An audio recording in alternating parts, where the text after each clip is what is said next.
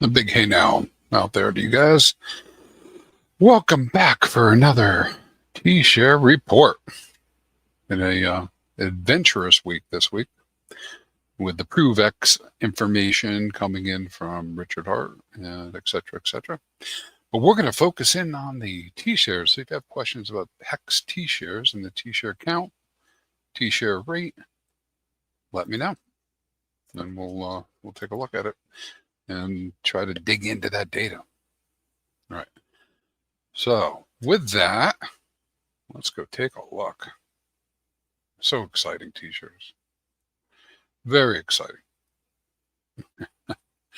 All right. So the first visual I have up on the screen, just to show you the progress. We've been watching since November 20th for a big share rate change, which has not occurred. And the reason it has not occurred is the stakes that could have made that happen have not ended. And because they have not ended, in fact, I haven't checked to see if they've got it counted either, but because they haven't ended, a new share rate has not been created over 45,000. However, you can see with my little visual here going from all the way back on the 20th, the very first one at the very bottom, we did have a 57 hex increase, 57.9. Had another one the same day, a little bit later, a couple days later, et cetera. Looks like we had an increase of 70 on the 30th, 76 on the 2nd, 53 on the 3rd, 64 on the 3rd, right after the 53. So this is when I talk about these share rates going up, this is where what I'm saying is, there are other stakers that have staked. They may not have been able to create the greatest amount, but they're like the next best, right? And so those ended, and did increase the rate. And so now our graphs, my graphs, have changed up a little bit. So let's go look at that real quick. Take a look at the 30-day. So those who have been watching and do participate in these streams, like extreme volatility, you may have seen in the past, right? We were showing this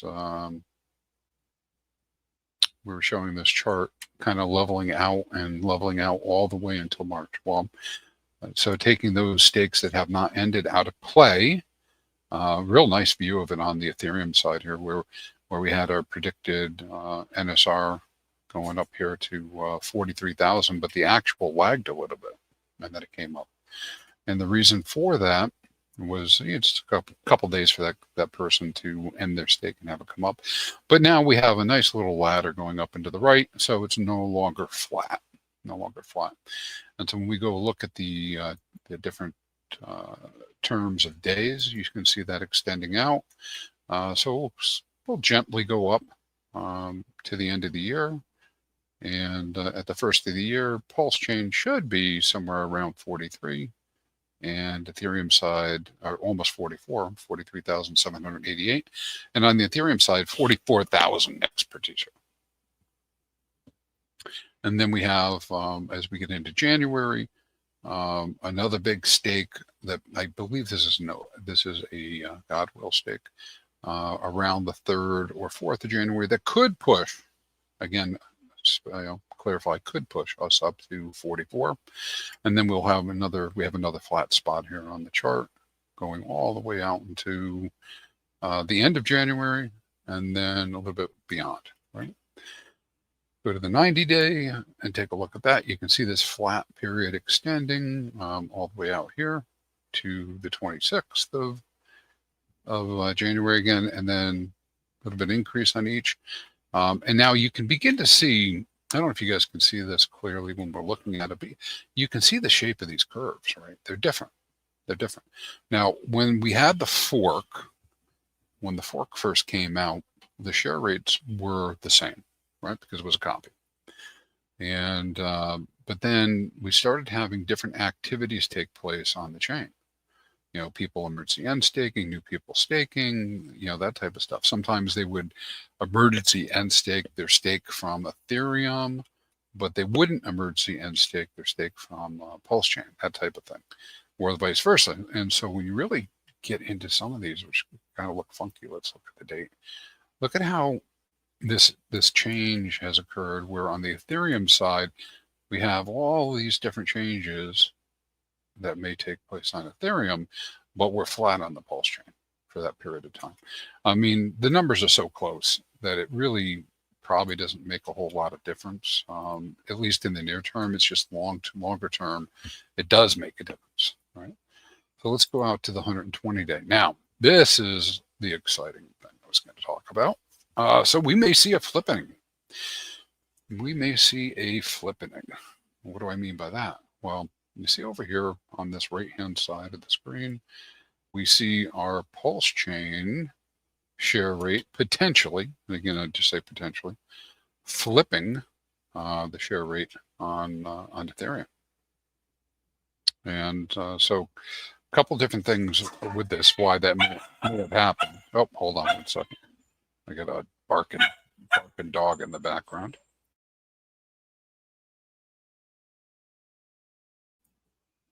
Those little dogs like to fight. All right. So what we have is a different profile, right? So meaning the staking profile on Pulse Chain is different than on Ethereum now. And so we have an opportunity where there are some stakes that were still in place that could come out and pump the T-Share rate up to 45K. And this might be specifically the OA stake. We just don't see. But if that was to happen, the way it plays out, these stakes actually end, you could see a flippening in the share rate. Is it of significant importance? Maybe not. Maybe not.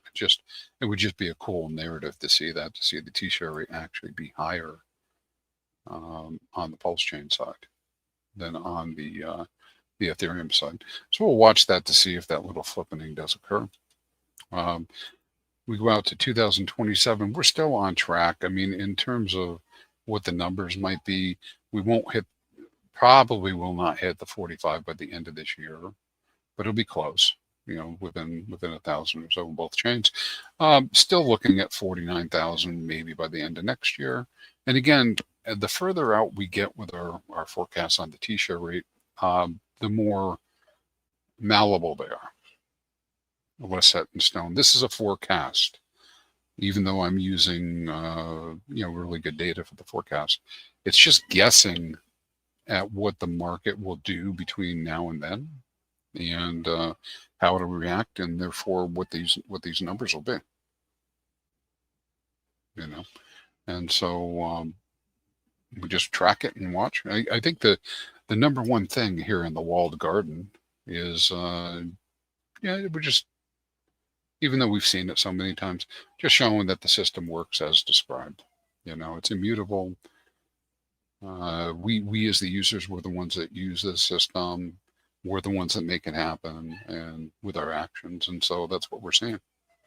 Looking very, very long term, these numbers aren't changing more than a few hex a day out here in the future. But based on what we currently know, we're looking at some sort of a range between 75 to 80,000 hex per T-share on both chains when you go out 15 years. And so that's very, very, very important. Now let's look at our drawdown real quick and see what we've had here. So over the last month, we're still seeing that drawdown on the Ethereum side of about 53%. Meaning 53% of the T-shares ended or not being recreated on the Ethereum side, and about 36% on the Pulse Chain side.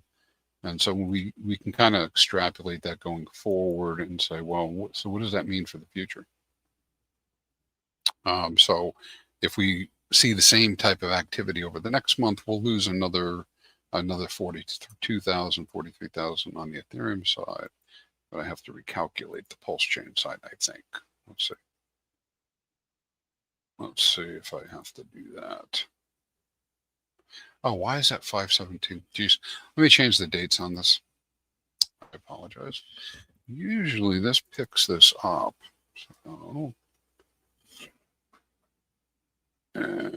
So we want to do 12. Well, let's do 1/4/2026. Oh my God, we're almost into 26. That's crazy. All right. So looking at the drawdown into the future, I'm kind of guessing these numbers are correct here now on this. And maybe change this date real quick and bring it in. Okay, here we go. Cleaning up some of the older data that gets caught up in the filters sometimes. So eerily close number, something like 52,000, 53,000 of T-shares probably won't be created on both chains. So right around that 53,000 mark, which means that those who still have T-shares will have a greater payout. And that's where the math comes in for the payouts going up. In fact, let's go look at that. So here's our forecast for the T-shares coming down, and you can see, of course, the past is easy to say that's right because I'm looking at the old data, but you can see the T-shares coming down, and our payout down here looks almost flat. You can definitely see the T-shares coming down and how they go all the way out here into 2040 and then drop way, way down, right? But the payout per T-share, you can see a little bit better with this. It's just slowly going up, right? Slowly, slowly, slowly. And again, the OA has these big stakes at the end of the chart here out in March of 2040, April 2040, and the fact that the payouts will go way up if that's the case. But again, we don't know what the OA is going to do, and so we can't be certain. Can't be certain what that will be. And again, it's all forecast, right? There, it's where we are. That's where we are. So that's our payouts. All right, let's look at.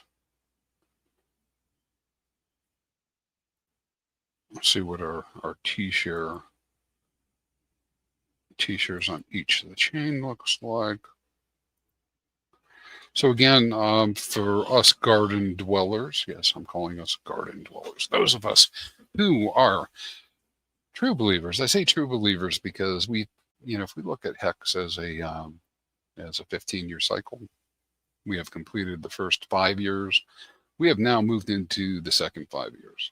And you can kind of draw maybe a line on your timeline for when the OA staked earlier this year and say that was the point where the first phase was complete. And now we're moving into phase 2 and have moved into phase 2. The first phase, people who were believers, they obtained a lot of HEX. Right? They were able to stake. And when I say believers, I mean in the HEX staking mining methodology, those believers, right? We have entered a new era where I'd say the great majority of people are not interested in staking for a variety of reasons. Boy, hold on one sec. Now I feel like whales. Hold on while this ambulance passes.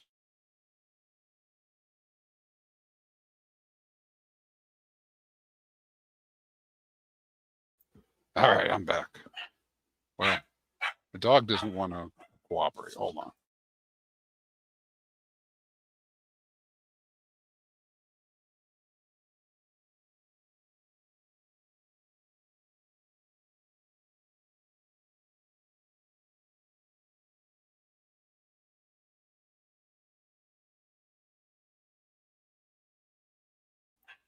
So I've got the dogs being trained to sing, to bark out jingle bells, but it's not working out too well.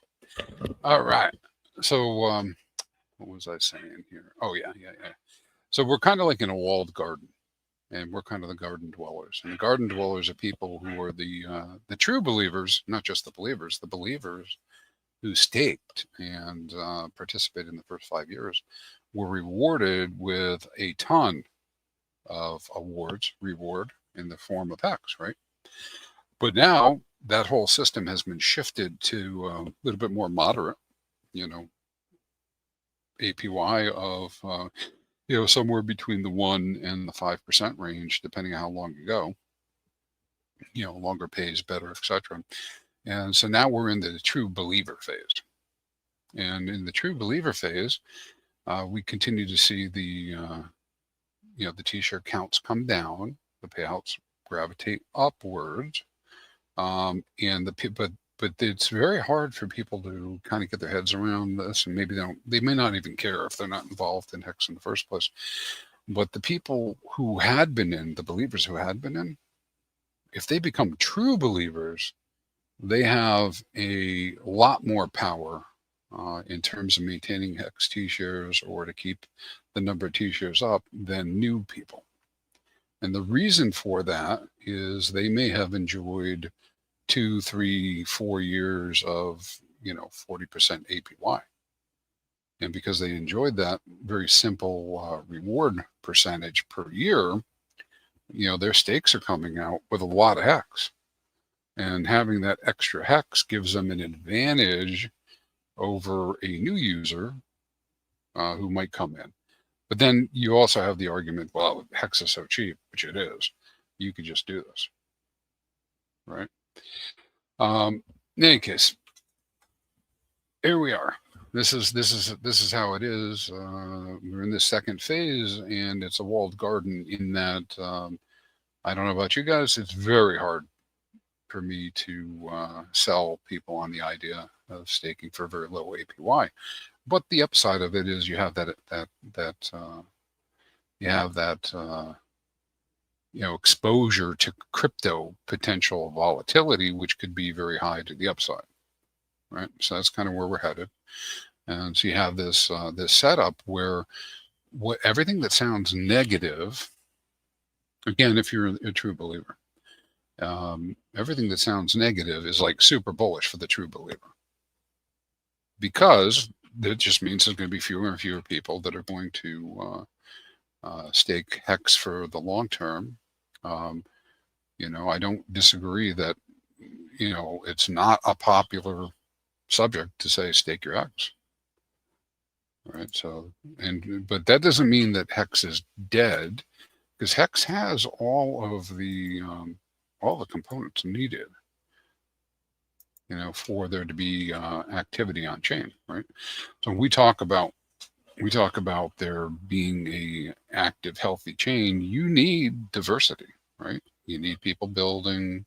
I get it. We have these different narratives about we should focus on marketing, and that's important too, and focus on buy pressure, and that's important too, and etc. But you do have all these components that are part of a healthy ecosystem. Maybe somebody can do a study on that sometime, but you do need people who are just going to buy and hold. You need people who are going to come in and buy and disappear forever. You need people who are going to trade, and you need swing traders. You need the day traders. You need the market makers, etc. And in that environment, HEX has a very good potential narrative, right? People will argue no. I know that there'll be some people say no, that's not possible, but there are people who believe at some point HEX will have a big pump, and therefore they're willing to speculate, which means they're willing to buy and hold or buy and trade or whatever they're doing. And that is what creates the opportunity for people to, for some people to buy low, sell high, and other people to buy high and sell low. And I think we've always been pretty open with the idea that, at least Richard has been, with the idea that the way that value gets transferred is by people coming in and out of the market and getting chopped up through the trading and etc. I mean, that is the nature of these markets at this time, right? So when people ask, where does the value come from? It comes from other people. That's where it comes from, right? It's not magically created.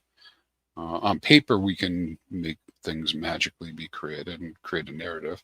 But in reality, when it comes down to dollars, right, is somebody's got to come in and lose in order for other people to win. And the whole point behind HEX in the first place was to try to outlast, just like Survivor, to outlast that by being in longer and doing less things in terms of trading and being able to receive APR in the terms of the token over a longer period of time. So yeah. So then we look at this slide that I have up here before we get to comments in the chart, in the chat, excuse me.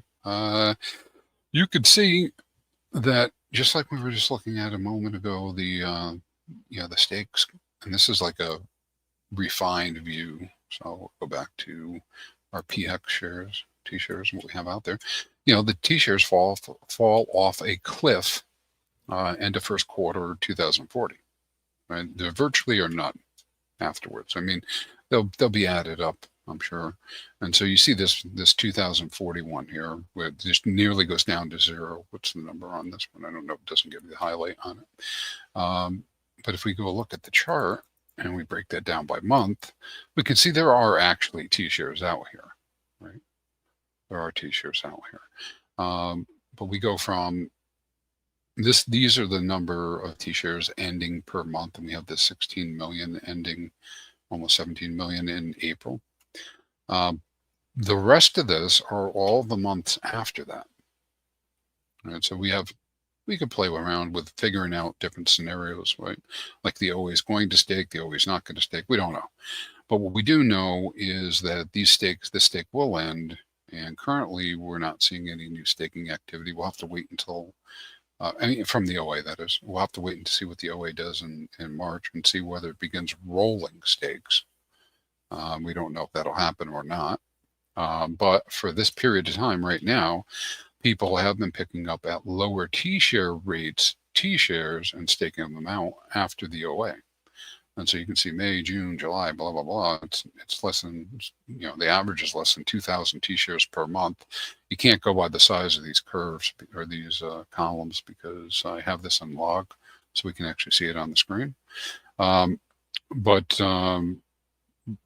you bring this out into the future, you have this big gap out here where the only people that'll be receiving, if the OA does not restake, the only people that'll be receiving rewards will be these people, right? The people that have these stakes. And so if you're in this for the long game, you're already in the walled garden, you're interested in keeping a ladder up, it is stupid, in my opinion, not to hedge my bets a little bit and have some HEX stakes that are ending after that. And so there you go.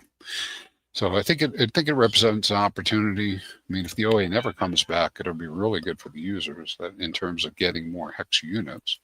If the OA does come back, then you've enjoyed a period of time where you're able to get your HEX stakes set up at a lower T-share rate than the OA does, right?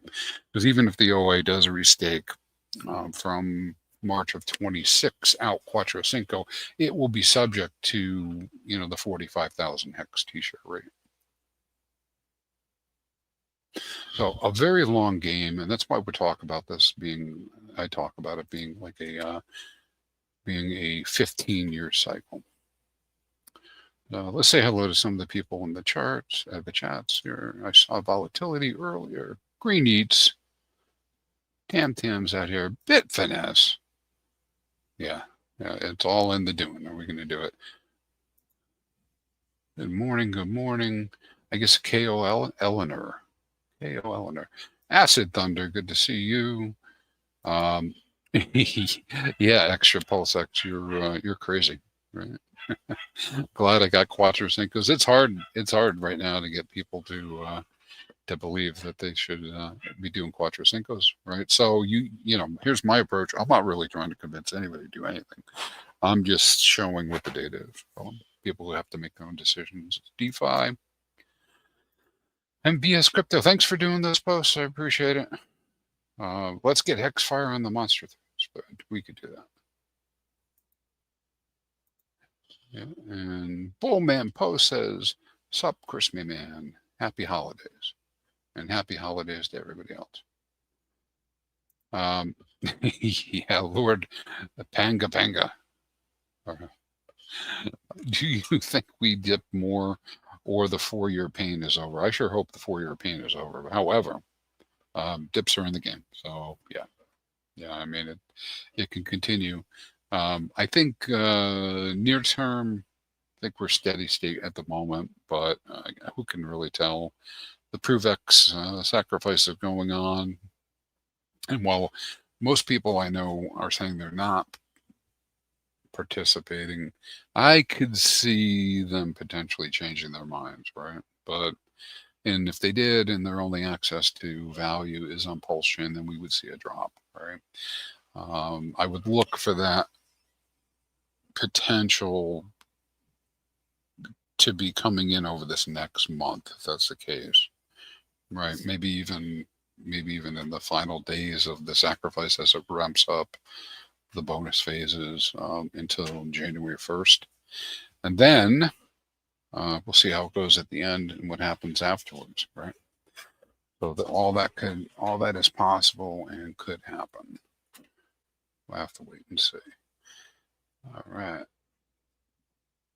Belgian, good to see you. Hit the like. I like that. I see Johnny Chaos out there. Yeah, this is the point here, Mr. Acid Thunder, that I like to get at. Might be a good time to start a ladder. Stupid prices, stupid low. Yeah, they are really low. And what's crazy about that is we have the opportunity, to set these things up relatively low. Again, this is crypto, right? Everything goes to zero. We know that. Well, we should know that. We know that there are going to be dips in the game. But it really doesn't matter what the price is between now and a Quattro Cinco end, right? Or now until 2030. What matters is what is the price in 2030. And one of the phenomena we saw with 2021, felt it myself, is being upset that my 15-year stakes that I didn't have access to, I was upset about the price going down, right? And but I didn't have access to them anyways. You know what? The HEX is still there, and still earning rewards. So what else? What else is there to do with the staking? But wait till the end. All that being said, somebody wanted to take a coffee money swing at this. I mean, it's relatively cheap to set up one T-share, or you probably want to do more than one, but monthly or quarterly type of Quattro Cinco stakes, even yearly. Just do one per year. But right now the prices are so low. I mean, they are pretty low. So there's an opportunity for that. And getting the ladder in place now is good. I've talked a lot about actuator protocol and the opportunity there. I know not everybody agrees with that. There are different ways to stake HEX. You can stake HEX as directly as a native staker, and there's some pros and cons to that. As far as approach, you can also create HSIs, HEX staking instances, which make them portable, so that you can actually move them around between addresses, that type of stuff. You can use HSIs as collateral for Hedron loans, which is not super profitable right now. In fact, I think it's negative profitable to do that, but you could do that. Or there might be some gameplay there. I don't know if anybody is actually playing that game right now, but there's the Hedron protocol where you can do that. The actuator protocol allows you to put those HSIs up as collateral by delegating the stake. You still own it. We can have access between, you can do a Quattro Cinco over there and have access to between 40 and 50% of the value immediately. So there are a lot of different things that could be going on, but I think these are all for these are all for the walled garden. I'd love it to be super interesting and exciting for everyone in the world, and perhaps when HEX is $5 a piece, it will be, right? But right now, not the same, right? Let's see. Yeah, okie dokie. I like charts too. Okie dokie. All right. Mr. Lee Fly, what's up? What's up with you? Mick Slammin', how you doing, man? Good afternoon, good sir. What is your opinion, or in your opinion, is the most attractive discounted core or derivative? There are so many. I know there are. We'll look at that. I actually have that queued up to show here, so let's go do that now and we'll dig into it. All right, so I'm going to change my screen. So when we talk um, about HEX, there are related tokens that are built off of HEX. And what I call them is related tokens. And so I have a couple of different ones. Give this a second to refresh. I have a couple different ones that I'm tracking that are related, and then we'll get to the packaged products, Maxi, Deci, separately as well. So related tokens that I have defined right now are Helgo, the Hedron, Com, Deci, and Maxi, right?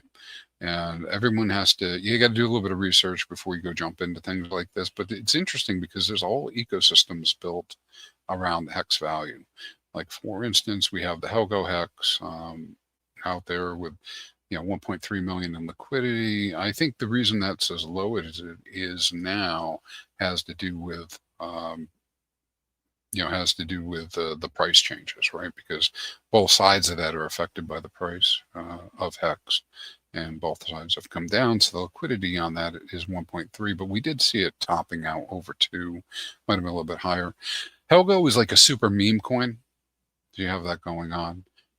You got the Hedron, which is speculative as to whether the price will come back. That's driven by the users, but there's always a lot of those coming out. Same thing with the Communist, the COM token.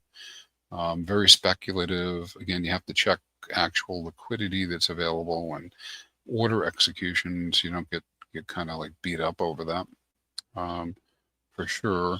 When we look at the products themselves that are out there, I'll start with the actuator tokens. So we do track in the HEX bond channel. This is a visual that comes in there all the time. That's a public channel for anybody to join on Telegram who wants it. And it just feeds this information on a regular basis. And what it does is it begins to tell us, as compared to HEX, whether or not, the analysis is they're cheaper or they're not as cheap and they're more expensive and that type of thing. And this is something we call a yield curve, right? So we have these tokens that are out there.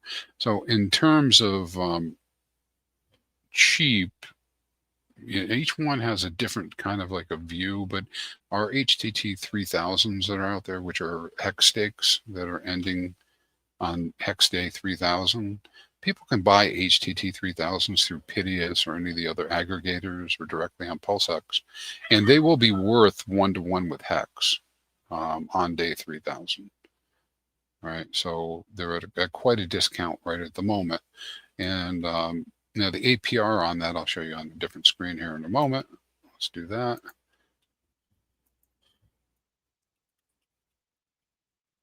I'm going to go over to actuator finance and take a look at what that looks like.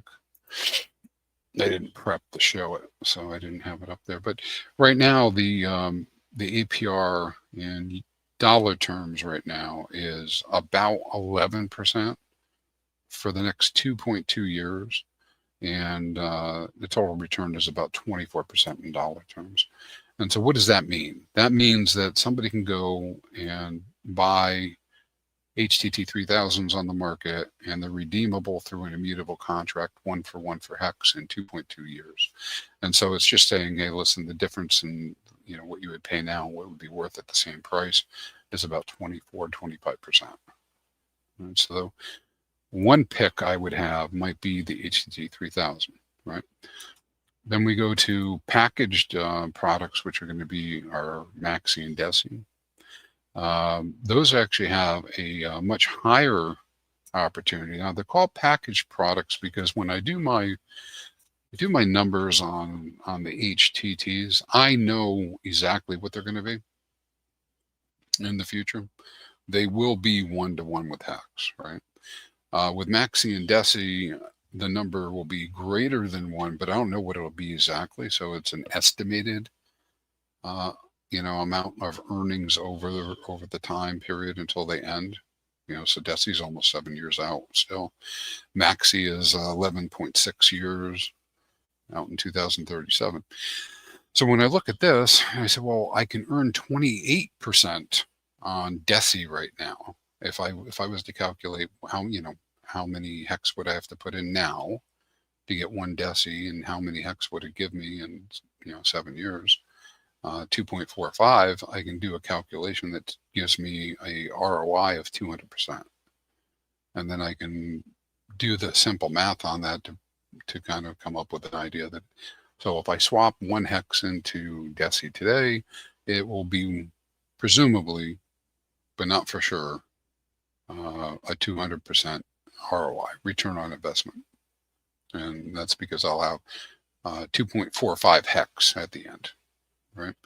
And so if I compare the two, I go back to my my actuator, which is HCT 3000, something like a 25% return.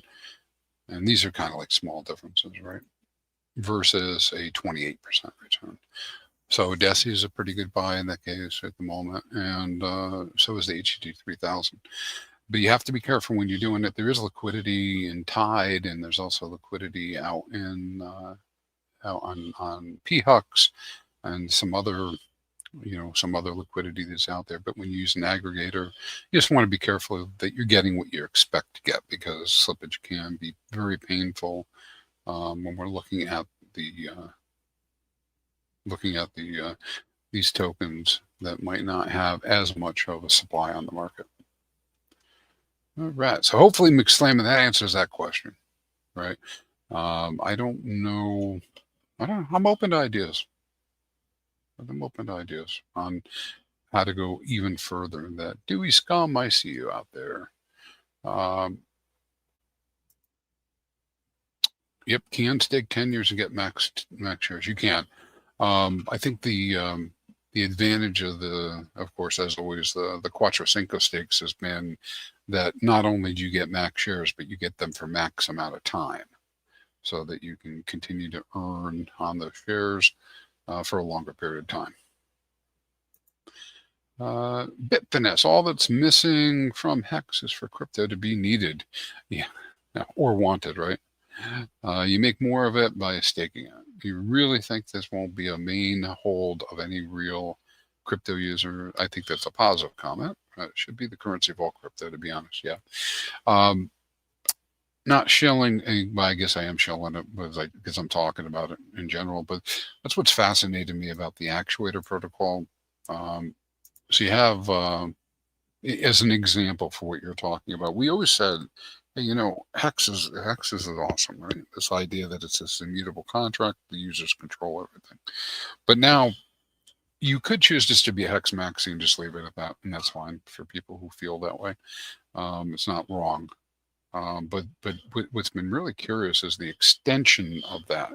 So we have this immutable HEX contract that allows you to mint your HEX, or T-shares and or HEX, right? And be able to do that all decentralized. Then you have this immutable contract for HEX staking instances, which allows you to make them portable instead. So it's the same thing, you're making a stake, but it's a portable stake, which then can be used like an NFT and used to be delegated, etc. And then you have this actuator protocol, which is also immutable, and all of them audited, right? That allows you to trade these HTTs that are backed by HEX. And so you have a full suite of immutable contracts that really could, and there could be more coming, and there are others out there, right? So I'm not even talking about everything that I know about, but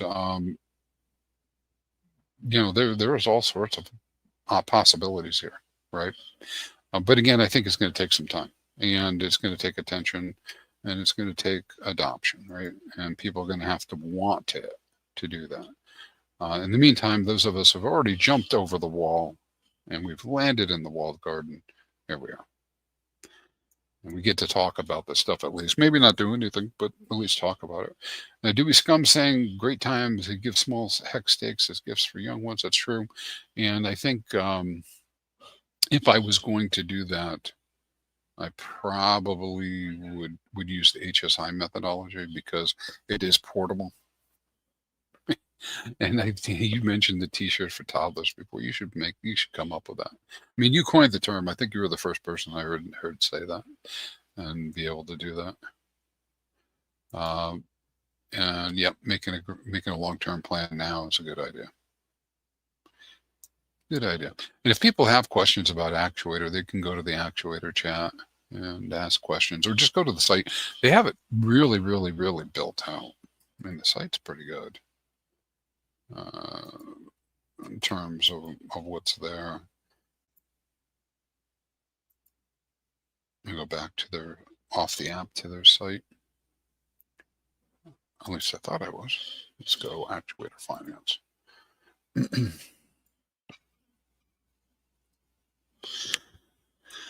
So you can come to their site here. They have FAQs, features, a learning hub, videos, all the rest. You can go into the docs and read through it for yourself.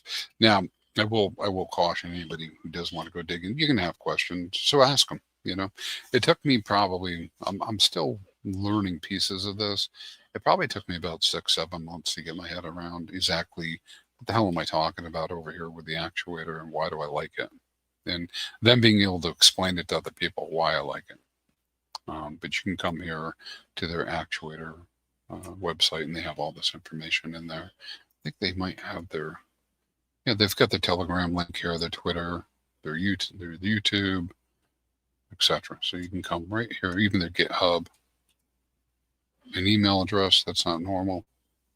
You know, you don't usually see that. So you have a way to actually contact people if you want more information. Let's take a quick look at volumes. This is too small for you guys to see, but just looking at volumes today, HEX related volumes, something around 2.5 million in volumes today. Looking at pairs that have earned the most, the V3 guys usually are tapped in pretty good. People that put up V3 pools, they're tapped in pretty good. So meaning they know what's happening, they're monitoring, they're making changes, but 151% APR or APY on Pulse Hex, Ink Hex a little bit lower at 95, Die Hex, that looks like P-Die Hex, so 87%. So people are actively, so this is what I mean, you don't have to be a staker to be using HEX, right? And so people are actively doing things with HEX. Are they winning or are they losing? I don't know individually, right?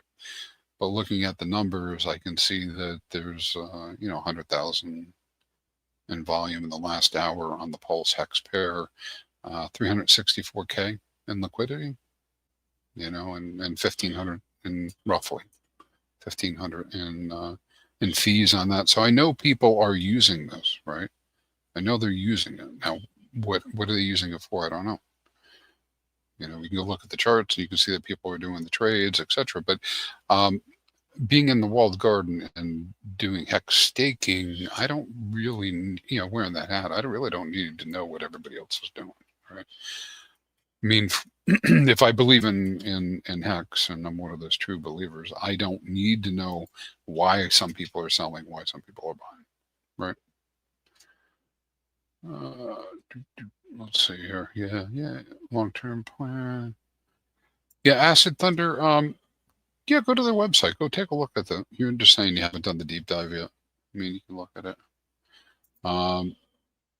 Yeah, Matthias, maybe that's the right pronunciation. Desi and Maxi are my favorites for the long term. Yeah, there's definitely different groups of people that are interested in different things, right?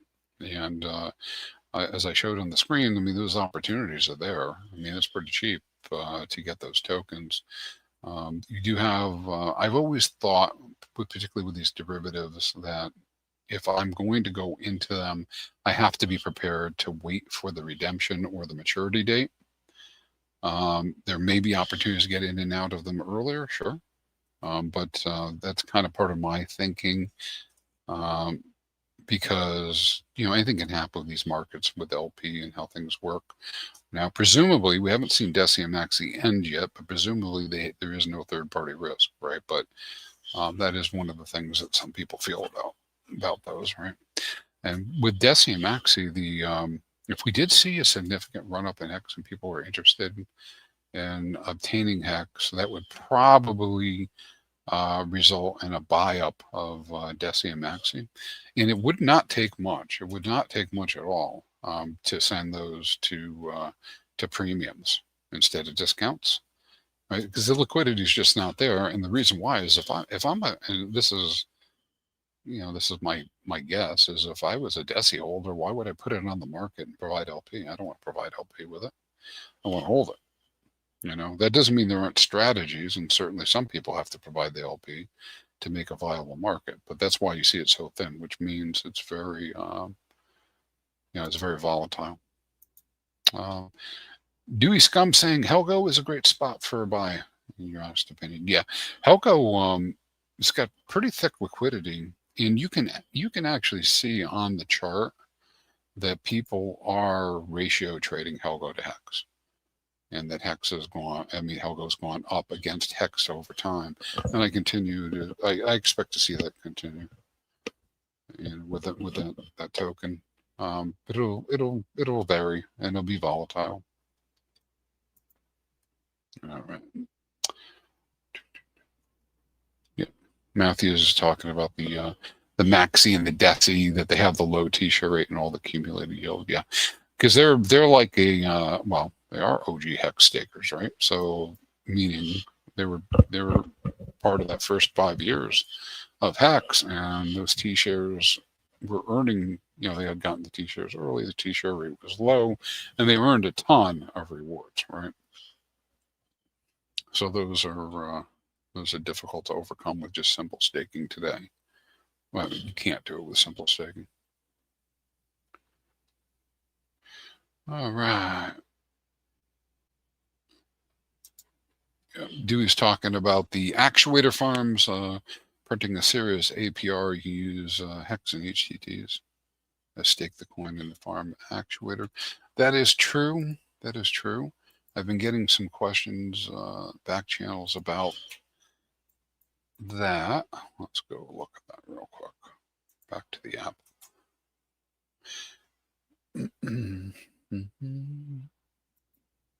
So there's nothing like stacking yield, right? So in the farms, what people are able to do is they can obtain HTT tokens and put them in LP on PulseX with HEX, and earn fees, and then they can take their LP token and deposit it here in the farms and earn actuator, which is a revenue token, not just an incentive token, and earn APR. So looks like the highest one right now is 84.5% on HTT 6000 tokens. And so those HTT 6000 tokens are HEX in the future. They're going to be 1-to-1 in HEX on day 6,000. And so putting up a pair with 6,000 against HEX, there's very limited risk of impermanent loss, because all of the tokens in those pools at the end of the day will be HEX, because the 6,000s are redeemable. And so people can earn the 1 to 2% maybe that they might earn through a PulseX V2, and then stack yield on top of that by farming it and get the 84%. And the 84% pays out in actuator token, and it is not just an incentive token. It's a token. It is an incentive, as in, hey, come do this. You get the token through farming, and then you can sell it on the market, right? It's thin market though, but you can sell it. You can sell it for HEX. You can sell it for Pulse. You can sell it for DAI, whatever you want to sell it for, and to lock in the gains. The other thing that people do with it is they'll go to the vaults, and this is why we call it a revenue token.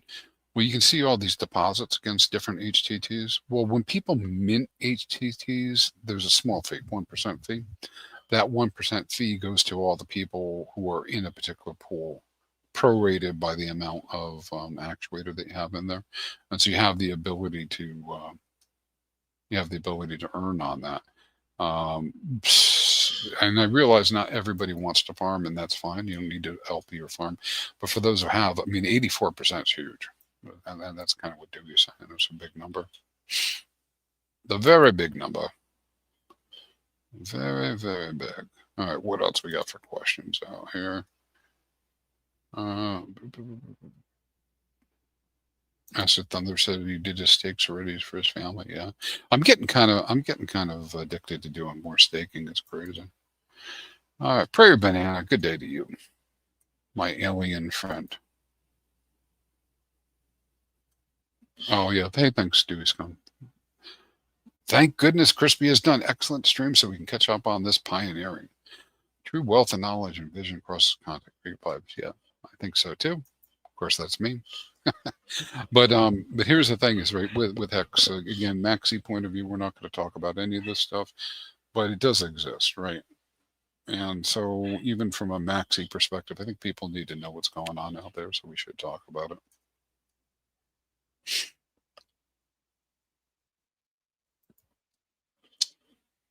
Mr. J Soul, welcome. Yeah, the solo streams. When I do the solo streams, it's me talking. I don't know whether people like it or not sometimes, but I just do talk about what I'm talking about. In the way that I talk about it. Sometimes too technical for people, but try to stay really high level on a lot of this stuff. All right. Quattro Cinco later says, I always buy perpetuals almost daily, even if it's small amounts because of liquidity. Yeah.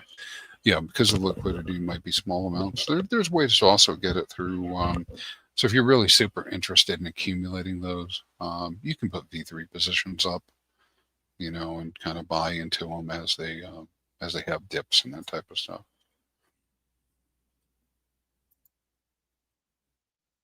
And Dewey saying actuator will become quite sought after should this protocol become successful. I love farming HTTs and actuator token all with HEX. Yeah. Now I agree with that can happen. Of course, we don't know if it will, right?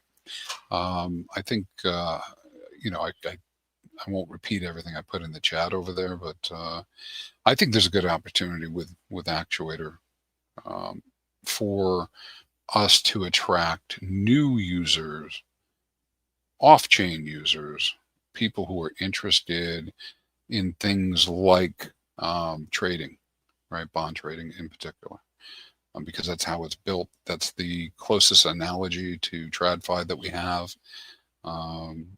Is these, that we have all these HTTs that are out there. It's quite a bit of value. Of course, everything's down right now price-wise, but hundreds of thousands of dollars worth of value that are in that chain or that protocol. And I say in that protocol, it's not deposited there. It's actually in either people's wallets or on the dexes themselves. But the point is because we're using crypto, and crypto uses right now, anyways, primarily automated market makers. There has to be a mechanism that they use. They use math to keep the prices, set up for the trades, and that is something they call the constant product formula, which means that simply what it boils down to is this: a bunch of people, for whatever reason, I don't know why they did it.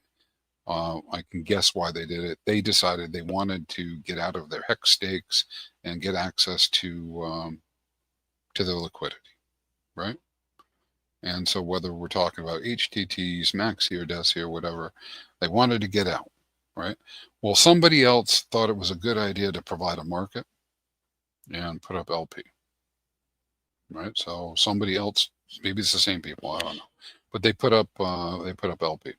Now, because they put up LP, and there are people who maybe want these tokens or have the tokens and they want to sell them, they make transactions. And when they make transactions, it goes through these dexes, and the math on the dexes is that, when people buy, the price goes up, and when people sell, the price goes down. And that means you are going to have price fluctuations. And a lot of us are super impatient. And because we're super impatient, we aren't interested, and it's not, it's kind of like tongue in cheek, you're not interested in doing, $10 trades or swaps. You're interested in doing $100 be gone, right? And that just creates more volatility within the pairs, and it creates mispricings, right? Where the prices are start varying back and forth, and all of a sudden you have a market, right? Because you got supply, you got demand, and you have people taking actions, and we're using this automated market maker, and so yeah, so it goes back and forth.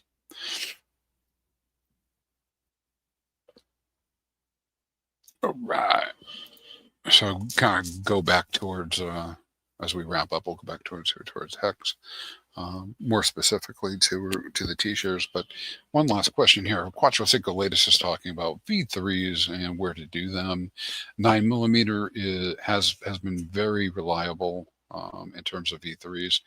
I do, if you're new to doing something like that, I think you should seek out some help from people that have done it before, just to make sure you cover your bases when you go into it. There's some things you should do. Like, for instance, I've seen people lose tens of thousands of dollars worth of value because they put the wrong numbers up and push the button, right? So we've seen that happen. So you want to be careful about how you're setting things up. You want to make sure you're a little bit knowledgeable about it. So it is not for beginners. But yeah, 9mm is a place to do that. There are a few, people don't know about them, but there are a few non-brand name V3s that are out here on on the system, so I can't really vouch for them. Like Uniswap V3 is out there; people use it. We say that Uniswap is not on Pulse Chain. However, they have a mutable code that is out on Pulse Chain. Well, maybe it's not immutable, but it's code on Pulse Chain, and you can go utilize it. And I see people using it, right, from time to time. There's a couple other products that people launched. The other big V3 protocol that's out there is 9inch, of course. 9inch is another one. And then one last shout out in terms of being able to accomplish some of the things you might want to accomplish. I've talked about the Plus X app guys a bunch. That's the LPX guys, Validator X and whatnot. They are coming out with what they're calling phase 3 or maybe 3.1 of LPX.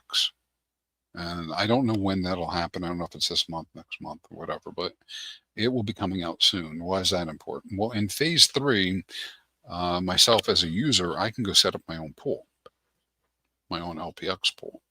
And so that's another opportunity potentially there, Quattro Cinco latest, because in their setup that they're doing, they have plans to launch what they call directional LPXs. And so a directional LPX might be, hey, I really like Maxi, and I'd like to buy Maxi with Pulse. And so you might go in there and create a directional LPX that simply looks for opportunities to buy Maxi on dips, and it will buy the Maxi for you and slowly convert all the Pulse to Maxi. Right.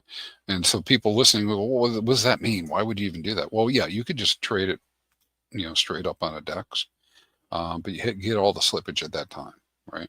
And it doesn't necessarily give you the best price, right?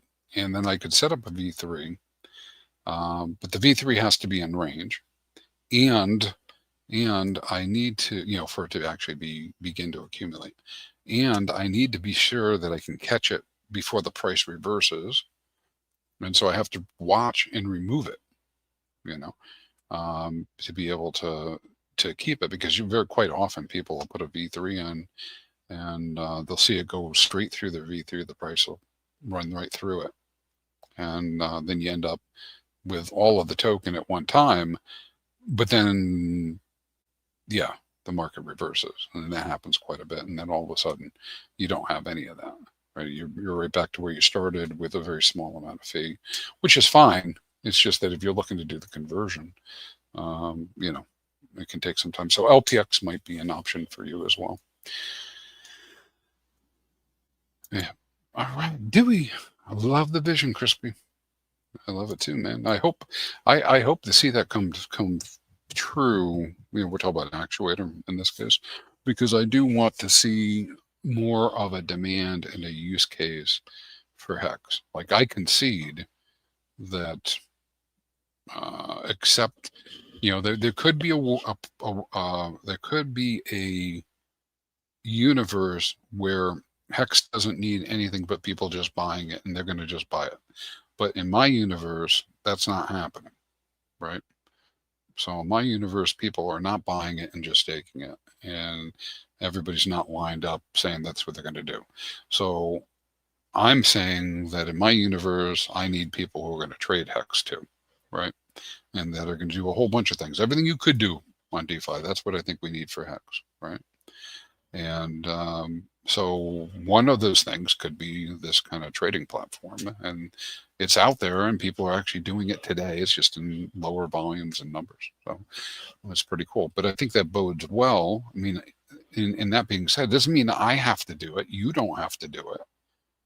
You know, meaning you don't have to be the trader. You can be the walled garden staker. That's fine, right? I mean, there's no, I'm not saying everybody has to do everything. I'm just saying that it takes a lot of different types of people to make the world go round, you know, including HEX.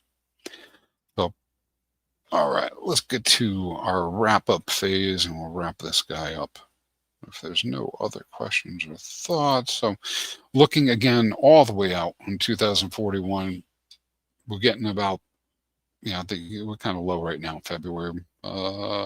Timing is off a little bit because of the months, but we're seeing about 1,000 to 2,000 T-shares being created out in the future. I think that's an opportunity for those people who are interested in the very long term, willing to take the risk of crypto, that everything goes to zero, that, you know, or that it goes to the moon. Take that risk. When we look at our 30-day, again, we've seen our chart normalize as the new little stakes and other stakes have come in. And now we're just like saying, okay, well, that 45,000 didn't end. So now these are all the stakes that are likely to push up the rate. Again, we're still, everything looks like it's working like normal, right? Nothing really unexpected here. Other than the numbers are a little bit different. I'm still thinking we're going to get up to 43, maybe 44,000 by the end of this year, close to 50,000 by the end of next year, 54,000 by 2027. And there we are. So I think with that, I think we'll get ready to end this thing. And thanks everybody for joining me. Send out the like, subscribe, send it out to other people if they're interested. You guys stay crispy. And if you have requests, send them over to me. I'll make sure I try to cover them. And I do have one request that came in. I didn't do it though. So I'm sorry about that, GJ Cryptomatic. I will do it on the next stream. And we'll talk about what was the staking outcome for the 6th anniversary, which HEX is, by the way, celebrated 6th anniversary this year. So just a couple days ago on the 2nd. So happy birthday, HEX. Yo, T, urgent HEX buy signal. Charts flaming hot. Golden ratio, huh? That's how legends stack T-shares. Get them while they're crispy, folks. This window won't stay open long. Stake smart. Win big. Time rewards those who act. Stay crispy, Hexicans. You gotta move it, move it. Feel the rhythm of the blockchain.